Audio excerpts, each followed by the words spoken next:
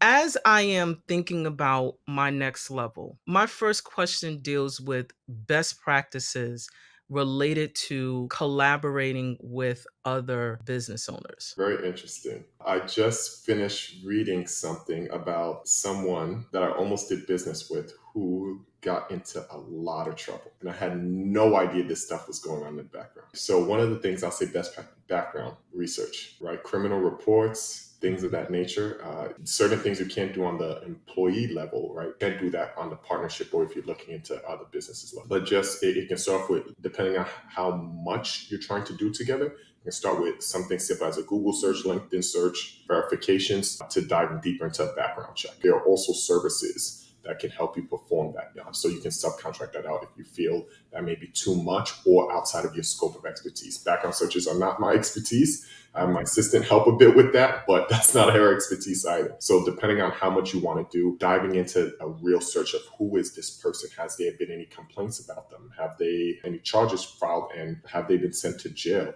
Etc. Have they gone bankrupt? Because there can be great people who went bankrupt, but you may also want to kind of know, is somebody able to keep their financial commitments if you're going into? So I'll say that's one of the first major things to do on that end when you're looking to collaborate. Then having a great attorney, regardless of how much you trust somebody. Let's say somebody's best of intentions. You can say something that somebody misinterpreted. They can say something that you misinterpreted. So having attorneys draft that out so they can at least have it written out what you both are agreeing to. And so if somebody forgets or somebody misremembers, you can go back to the document. Nope, this is what we discussed, right? And that's another way to hold yourselves accountable. But that goes back to number one, I would say, is as strong as in the contract is, you still never really want to be in contract with somebody you can't trust. That's a headache too. So I always say, hey, if you're going to do business, have a contract. But if you don't trust somebody, a contract may not necessarily save you. It helps. It takes a lot of money sometimes to really go after somebody or make things right.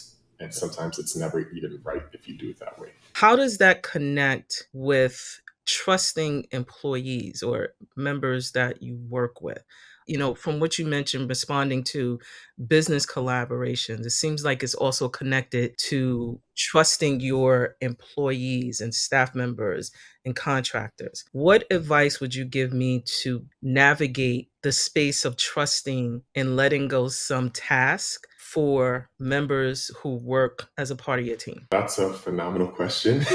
What I'll say is similar things can arise. What you legally can do in background checks and reference checks to help you know, hey, is this type of person I can invest into? Is this somebody who has my best interest, somebody that's loyal, etc. So there's some things you can do before you hire somebody, but you can also check in after you've hired somebody. Hey, I'm looking to promote somebody. Did you see this person transition well when they promoted? Or was the job too much for them? What made them leave your company? If you see somebody hopping around too much, you may not necessarily want to pour too much into them. So these are things to think about. We do something at our company. We've been doing this for 6 to 8 months and we're going to continue to do it. So when we're onboarding somebody, we have micro tests, which is every week you have a mini project you're supposed to complete to make sure we made the right hire. Because anybody can say, hey, I can do X, Y, Z, and then they come in and they can't really do the job. So sometimes you're not trying to give them the whole project. You're giving them developmentally, what should this person be able to do now so that we know it's the right hire? Or are we training wrong? And so we're giving micro check.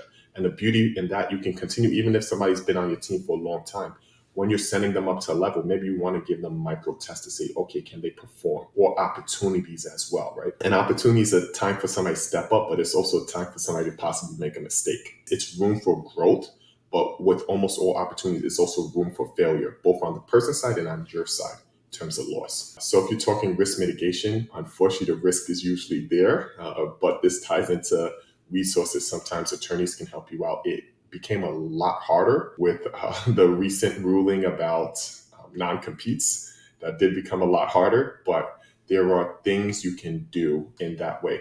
But one more thing that I would add to that is asking people around them, is this person trustworthy or do you think this person can handle it? So this can be other colleagues on your team. This can be your spouse. This can be your family members. This can be your advisors, mentors. Bringing people to spaces and seeing how they interact with other people and then asking people, hey, what's your opinion on this person? I'll say be very open about that in a way when you do that. because you don't want people to start thinking you're just talking behind their backs about them, because that can create another problem. Say, hey, this is what I do with everyone. I ask what people think about them, and I even ask people what they think about me. So people know it's not you trying to dig up dirt. It's really part of your discovery. So what I understood is that part of it, as a takeaway for me, homework actually, is creating a system where you are providing opportunities for micro testing the staff members for their success and to really understand where their weaknesses are and to help them to improve if they are. That's how you'll be able to figure out and discover if they're the candidate or the actual member